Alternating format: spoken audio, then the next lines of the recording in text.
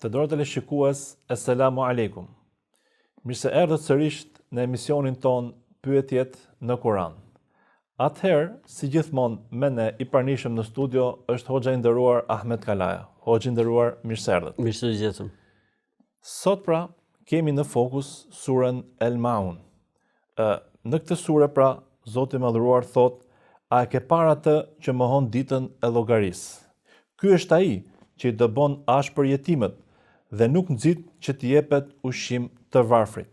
Mirë për ata, të cilët kur falen janë të pakujdesshëm për namazet, të cilët duan vetëm që të duken dhe nuk u japin ndihmë nevojtarve."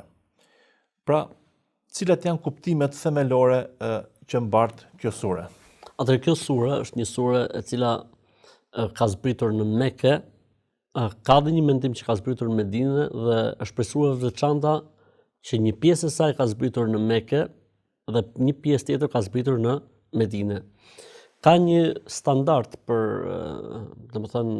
emërtimin e një sure mekase ose medinese.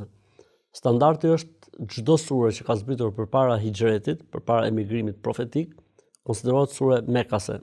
Dhe çdo sure që ka zbritur mbas emigrimit konsiderohet sure medinase. Çdo sure që ka zbritur mbas emigrimit quhet medinase, edhe nëse ka zbritur në Mekë, siç është rasti i surës An-Nasr. Po çfarë, nëse mund t'i përmend disa nga specifikat, për shembull, sura Mekës, çfarë ka pas fokus? Surat e Mekës ose kapitujt kuranor të zbritur në Mekë nënkuptojnë, bazat e besimit. Pra nuk merren me detaje, histori, ngjarje, bazat e besimit, pikat që kanë bën me besimin, me shtyllat ose me kushtet e besimit. Ndërsa në përgjithësi surat të cilat zbresin ose kanë zbritur në Medinë janë sura që mbartin ligje, rregulla dhe urtësi. Ky është dallimi kryesor mes dy modeleve. Atëherë gjysma e parë, pra deri tek rreth ledhi këtë bubidim ta ledhi do olitim ula hudu ala tamil miskin. Gjysma e parë ka zbritur në Mekë. Dhe gjysma e dytë, fawailul musallin, alladhina masallat, ka zbritur në Medinë. Argumenti se shkujdesja ndaj namazit nuk ka qenë veçori mekase, ka qenë veçori e medinasve. Dhe gjysma e dytë e surës kritikon munafikët, ndërkohë që në Mekë nuk ka pas munafikë. Po kështu edhe nga shkaku i zbritjes. El-Wail ibn As ose Ebu Sufjani ka dy interpretime, dy transmetime. Transmetohet që thershin vazhdimisht për bujari, për fisnik, por edhe për zë, thershin devet edhe bënin ngostit më dha. Kur kanë therë një herë deven, dhe kanë qenë duke bërë ato ndarjet, ka ardhur një fëmijë jetim. Edhe ka lypsi, si fëmia që mund të lypi. Dhe e ka përzën shumë keq. Dhe Wail ibn As, jo vetëm që e ka përzën, po edhe ka sharë. Ky Wail ibn As ka qenë një nga, le të themi, ata njerëz që kanë qenë shumë kundërshtar profetit alayhis salatu wassalam. Dhe Zoti i Madh Allahu xhallahu i drejtohet pejgamberit alayhis salatu wassalam në këtë sure dhe i thotë: "A e ke parë ti atë që e përgjigjëson botën tjetër, përgjigjëson ditën e ringjalljes? Ai edhe jetimin e përbuz, e refuzon." Dhe kjo kategori njerëzish nuk ju interesojnë shtresat e varfra. Pra, sikur Zoti i Madh po i thotë pejgamberit alayhis salatu wassalam, këta njerëz janë menzuar i rahme. Pra, këta njerëz janë të zhveshur nga natyra e mëshirës. Pra, nuk kanë mëshirë këta njerëz. Pra, ti o Muhammed, mos prit që këta të sillen mirë me ty, sepse ata edhe për jetimin nuk kanë mëshirë, edhe për të varfrit nuk kanë mëshirë. Jo më për ty, sepse ata ty të shohin si një konkurrent të pushtetit. Pavarësisht se pejgamberi sallallahu alajhi wasallam i është ofruar pushteti, i është ofruar mbretërimi dhe nuk e ka pranuar. Mirë, po prapë deshëm apo s'deshëm, pejgamberi sallallahu alajhi wasallam me ftesën njerëzve po kthehen pikë referimi. Jo në pikë pushteti, por le të themi popularitet, kishte popularitet. Pushteti moral po humbte. Pra me kuptimin po kthehen referencë tek njerëzit ose për njerëzit dhe kjo normalisht që ata i shqetësonte shumë. Për këtë arsye Zoti sikur e qetëson profetin alayhis salatu wassalam dhe i thotë që mos prit për njeriu i cili s'beson Zot apo nuk beson fuqinë e Zotit se mund ngjallë të vdekurit, mos prit prej tij që ty të trajtojë mirë apo cilët mirë. Për këtë arsye ka një Pra duket sikur profeti ka pas një lloj thyrje, po, demoralizimi nga është normale që ka pas momente që pejgamberi se me vuante shumë sa që Zoti 2-3 herë ka qortuar në Kur'an. Siç thot në surën Al-Kahf apo falal ke yudhiku sadruka bima yaqulun etj thuhet që ose ajeti që tregon që pejgamberi kishte momente që e përjeton. Ngushtohet gjoksi jot nga ato që ju thoni, po, që përkthimi po. Pra sikur i madh i Zot Allahu xhelel xhelalu i thot sikur Allahu xhelel xhelalu pejgamberin se me qetson dhe domethënë themi ne se këtu desha dal themi ne ka një rregull që thot lejse ba'd el kufri dhanb.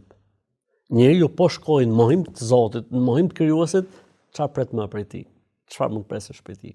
Okej, mund të ndodhi, mund të ketë raste që njeriu edhe pse nuk beson mund të ketë virtyte, por në përgjithësi njëri i cili nuk beson është i zhveshur. Në përgjithësi flasim. Mund të ketë raste të veçanta, sepse edhe në kohën e pejgamberit sa kanë qenë njerëz si Abdullah ibn Jadani ose ka qenë Hatim al-Tai, njerëz shumë bujar, shumë xhymert.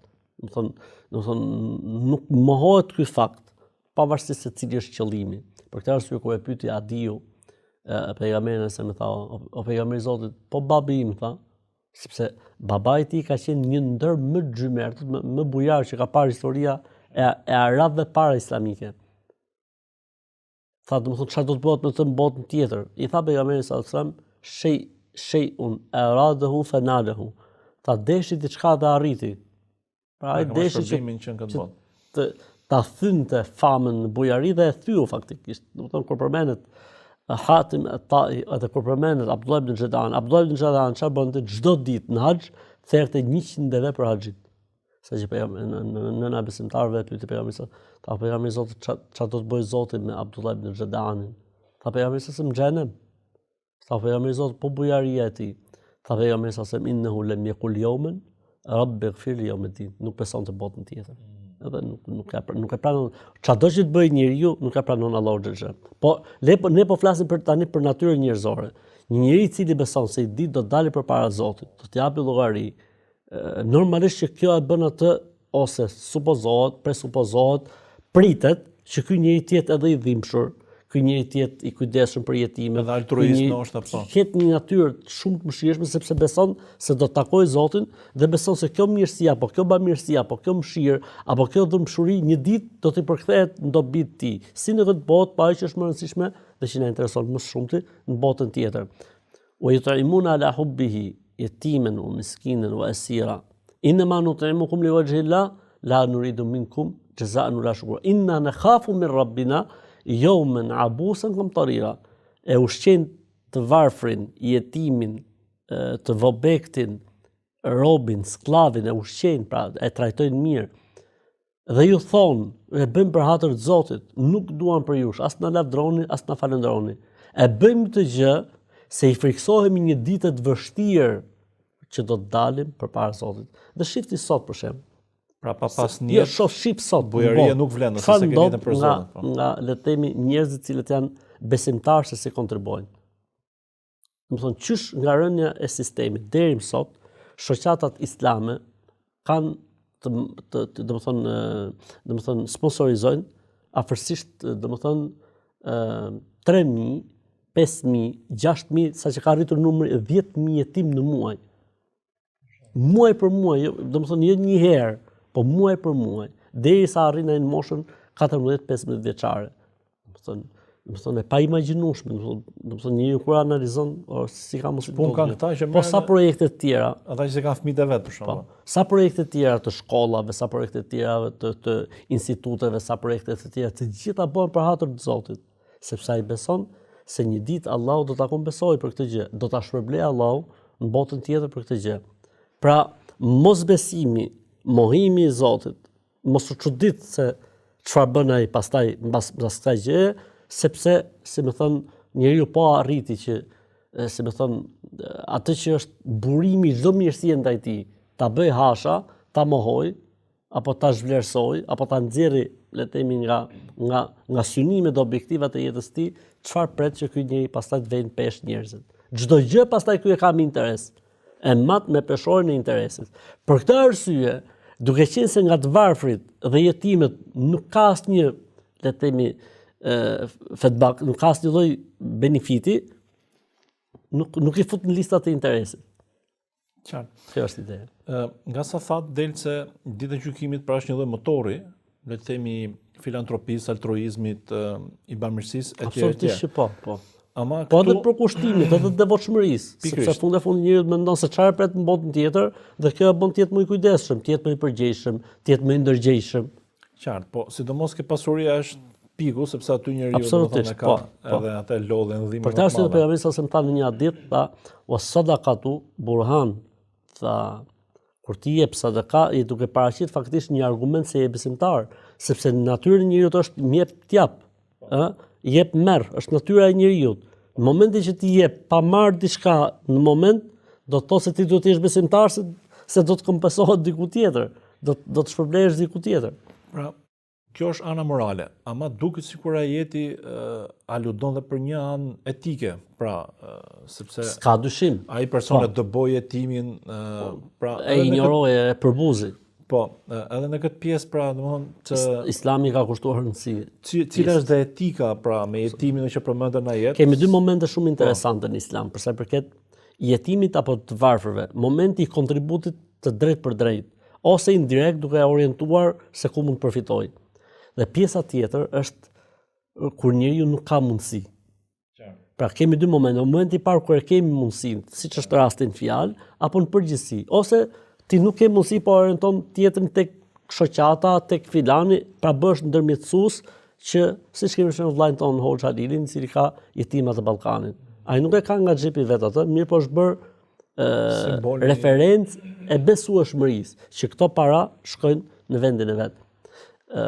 Apo është edhe të vëllezërve të tjerë, cilët merren me le të themi që e kanë bërë bamirësinë si punë, domethënë që si mision. Momenti tjetër është kur ti nuk i ke mundësit. Kur ti nuk i ke mundësit, paktën mos injoro, mos përbuz, mos përze dhunshëm. Shprehu me edukat, s'ka mundësi. Busjesh ose si është hadithi, bëllë një lutje. Dëgjoje atë të varfën që s'ke mundësi, ti japësh, dëgjoje. Mos e prit qysh fillim. Dëgjoje ta thot. Shprehu që nuk i ke mundësit. Jetimin nuk ke mundësi ta ndihmosh, fërkoj kokën. A doni që t'ju zbutet zemra, fërkoni kokën e jetimit. Pra ti ndoshta nuk ke mundësi t'i japësh diçka jetimit, mirë po t'ia fërkosh kokën, mund ta bësh. Pra, domethënë fa amma al-yatime fala taqhar wa amma as-sa'ila fala tanhar. Jetimin mos e përbuz, ke mundësi ta ndihmosh, mos e përbuz, mos e injoro. Dhe të varfrin nuk ke mundësi ta ndihmosh, paktën mos e trajto keq, mos u sill keq ndaj tij. Qartë. Një tjetër aspekt, pra siç dhe ju e përmendët, është edhe pjesa e hipokrizisë namaz. Pra, ne tham, ose ju më saktë thatë që dita e gjykimit është një motor që ndihmon ke altruizmi, por tani vim dhe ke pjesa individuale, ke detyrat personale dhe që janë adhurimet. Pra, çfarë mësimi na nxjerr ky ajet, domethënë, çfarë na përcjell në lidhje me namazin dhe hipokrizinë? Atëherë, domethënë, e para gjë, domethënë ne duhet kuptojmë se Zotit ne nuk mund t'i bëjmë aktrime.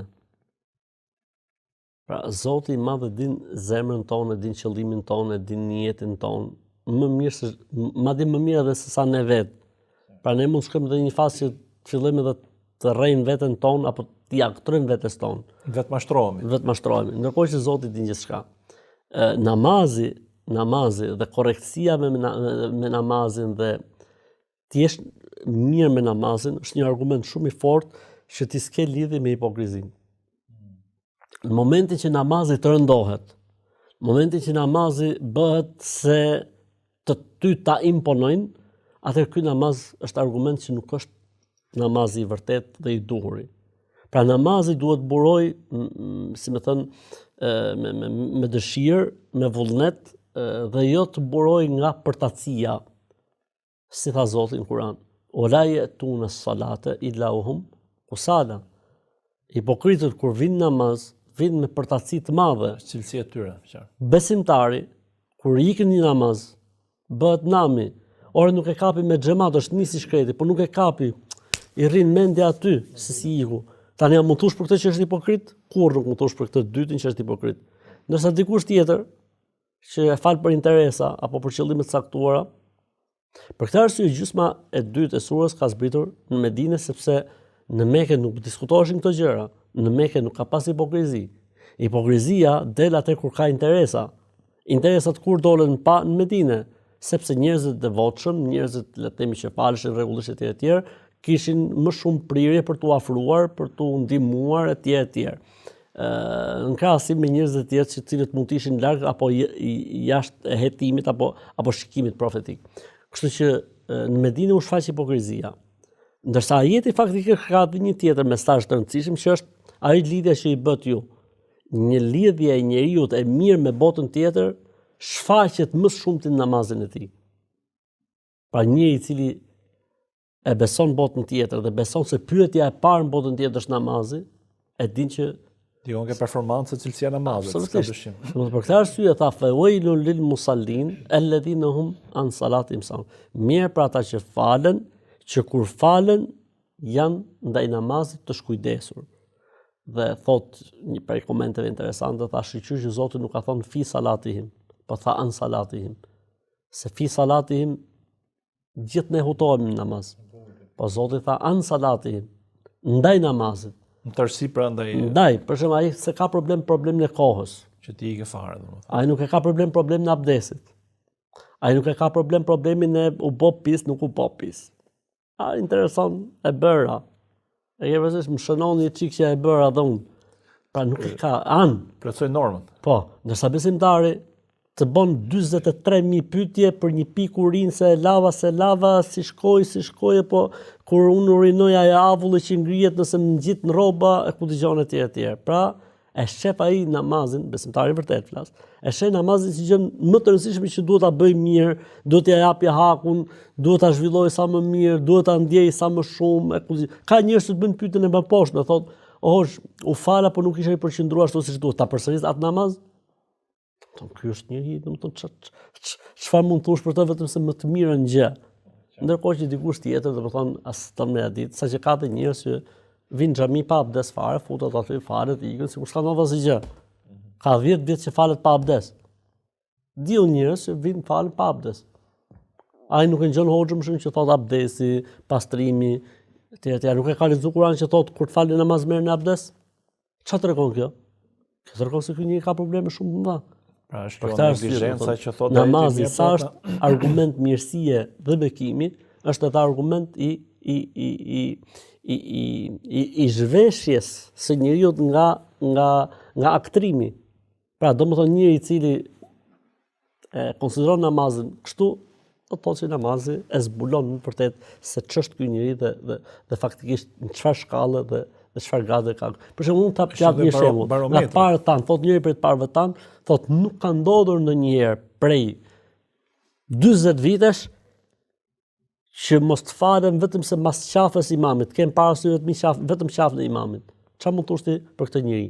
Ose vjen thotë një ditë thotë Omer ibn Khattabi, edhe kishte ik namazi me xhamat. Tha unë ta të punu tokën miku namazi, atë kopë është e kam lënë vakuf, sepse u bë sebeb që mund të miki namaz me xhamat. Thonë llogaritë e ti çfarë standardesh kanë pas ta njerëz për namazin, për kujdesin ndaj namazit, se sa domethënë krahasim me ne sot. Ose le të jap një shembull tjetër, për shembull, falja e namazit natës apo falja e rekateve sunet. Me lexu ne domethënë se çfarë bonin sahabët, çfarë bonin tabinët me namazin e natës, me namazin sunet, me namazin nafile, habitemi. Ndërkohë që në kohën tonë sot më i miri prej evlijave është ai i cili fal farzët dhe sunetet për shembull le të themi rregullisht.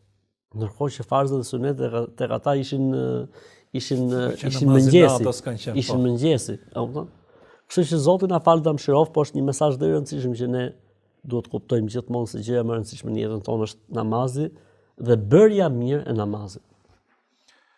Atëherë padyshim që këto janë mesazhe shumë të mëdha sepse është edhe misioni i jetës njeriu, kuptohet namazi. Atëherë të ndërë të rishikues, shkëputemi për një ndërprerje të shkurtër dhe rikthehemi sërish në studio.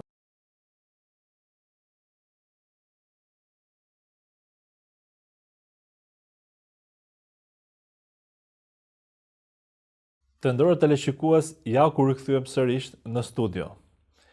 Atëherë hoxhë nderuar, mbyllja e surës është një tjetër ta quajmë tjetër mbyllje interesante, kur thuhet ata të cilët ndalojnë edhe maunin.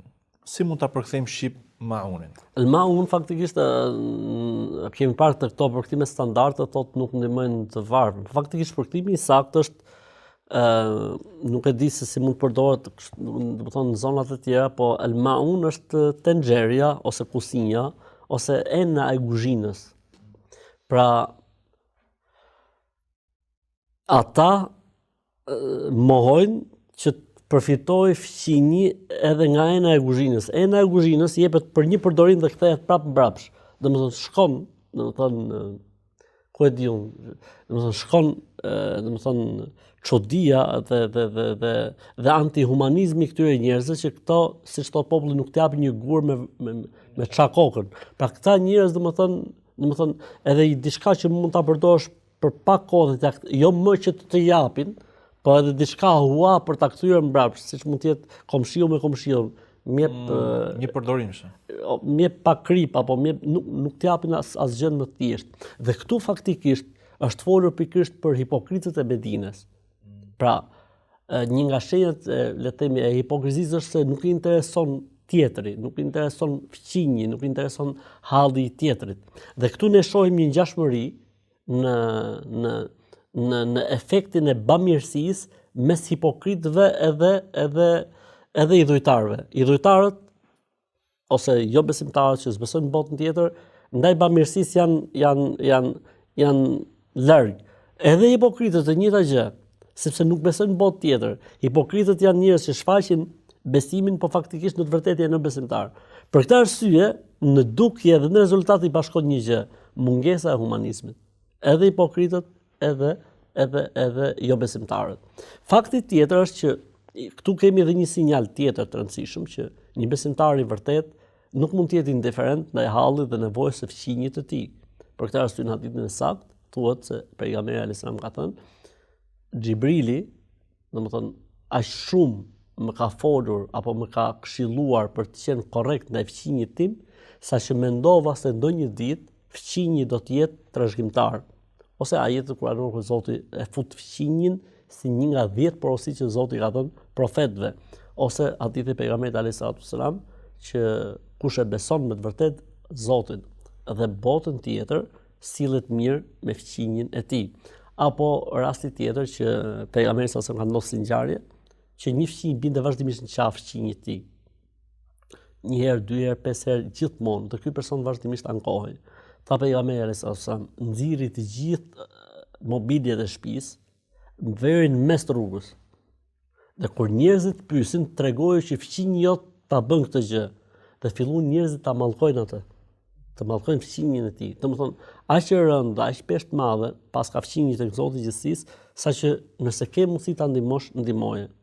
Nëse nuk ke mundësi ta ndihmosh, nuk duhet ta dëmtosh. Pra nuk duhet bësh, si më thënë, pengesë apo arsye që ai dëmtohet. Okej, nuk ke mundësi ta ndihmosh, atëherë të paktën mos e dëmto. Sepse në momentin që e dëmton, domethënë ti ke bërë, domethënë, një shkelje shumë të madhe. Për këtë arsye, pejgamberi sallallahu alajhi wasallam shumë fishon mëkatin ndaj fqinjit me 10 fish. Krahasim me mëkatin e zakonshëm, momentin që bëhet ndaj fqinjit është 10 fish më e rëndë. Pra një sinjal tjetër që besimtarët e vërtet dinë gjejnë një gjuhë komunikimi me fqinjit e tyre, ju bëjnë mirë fqinjve të tyre, nuk i dëmtojnë, pra minimalja është se nuk i dëmtojnë ata. Në fakt duket sikur ajeti pra e hedh fokusin tek frytet e besimit në 2 aspekte. Pra një është bamirësia dhe dyta pra është namazi. Besoj gjithëve, sidomos ajo pjesë që ka hyrë në Islam kur kanë qenë fëmijë, ju ka bërë përshtypje që vazhdimisht teksa lexonte Kur'an, shifte pjesën e bamirësisë. Dhe pak të mu personalisht më ka ndodhur, në atë kohë kam qenë 13-14 vjeç dhe thosha, ore, po pse do të mendimu kaq shumë tjetrin, sepse ne çdo gjë na vite nga familja dhe mendoshim se çdo gjë mbyllesh aty. Po. Ose ne për shembull gjejmë gjithmonë në Kur'an namazin të shoqëruar me zakatin. Gjithmonë. Ose është po fiks. Ose në shtyllat e Islamit, falja e namazit rregullisht, dhënia e zakatit. Pra janë dy gjëra të lidhura bashkë, domethënë njëri që është kaq i lidhur me Zotin, Duhet ta nuk mund të reflektoj- jetë indiferent ndaj njerëzve. Çfarë tha Zoti në surën Yasin?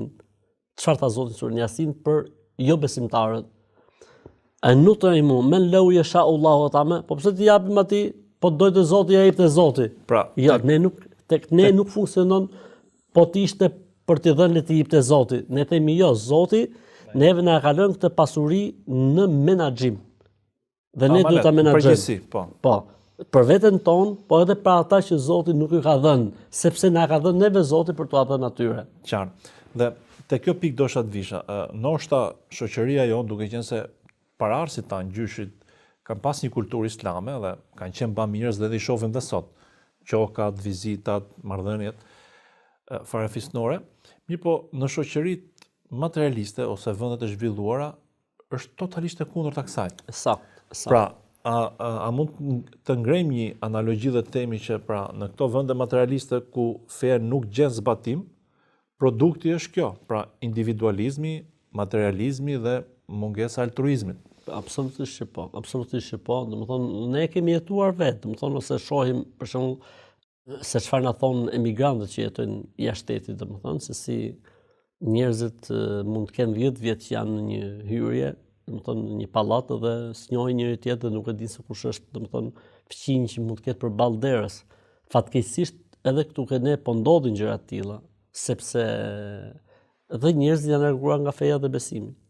Pra është largimi nga besimi dhe jo Absolutisht, zhvillimi i modernitetit, se ka njerëz që thonë tash po zhvillohemi, po shkojmë, po prosperohemi, po në fakt nuk mund zhvillohesh pa u zhvilluar humanizmi. Absolutisht, domethënë ne mbajmë mend për shembull që kur dikush për shembull në fshat smurej, shkonte gjithë vite për shembull nga spitali, shkojshin gjithë njerëzit, shkojte çuni ushtar, shkojshin gjithë njerëzit vite nga ushtria, shkojshin gjithë fejoshe, shkojshin gjithë, vishin gjithë. Ndërkohë që këto norma tani domethënë kanë filluar të bëhen të huaja domethënë. Dhe ajo që ka qenë si pasojë e asaj çfarë kanë qenë gjyshit tanë. Pra kanë qenë edukuar me fe dhe e trashëguam ne.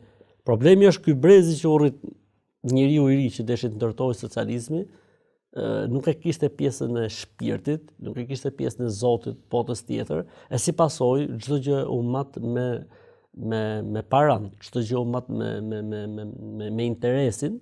Në momentin që mungon interesin, në momentin që s'ka para, atëherë për çfarë, pse?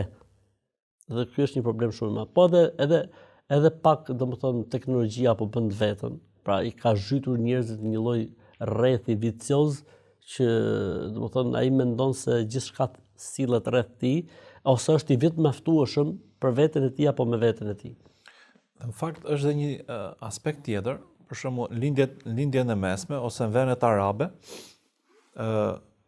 gjen akoma praktik kjo. Pra, ti komshiu të bën një pjatë gjellë, sidomos ne për shembull që ishim student, biles dhe një rast më ka bërë përshtypje në Turqi, ishim domethënë unë isha për disa ditë tek ajo zonë dhe komshiu që s'mjifte fare dhe që e dinte që unë pak kohë isha, më sillte iftarin, domethënë sepse qelloi Ramazan. Pra, edhe në vende të zhvilluara si Turqia, pra kur është elementi fesë, njerëzit i konservojnë këto vlera dhe vazhdojnë sidomos për shembull kur është puna për iftarët, sidomos kur është puna për domethënë për situata që domethënë vjetër e një huaj që ka ardhur për studentët, domethënë ne kemi jetuar vetë në Siri, domethënë apo në botën arabe, se si ata, domethënë populli ka një ndjesi shumë të veçantë për studentët, për t'i ndihmuar, për t'i gjendur pranë. Domethënë është domethënë ajo pra është feja aktori kryesor që ndikon për t'i promovuar dhe për t'i konservuar, si më thon këto marrëdhënie humanitare, ta quajmë kështu. Mirë pra Hoxh, më nuk mbetet vetëm se t'ju falenderoj që ishe sot me ne në këtë emision dhe të falenderoj gjithashtu pra teleshikuesit që na ndoqën edhe në puntatën e sotshme. Deri në emisionin e radhës, Eselamu Aleikum.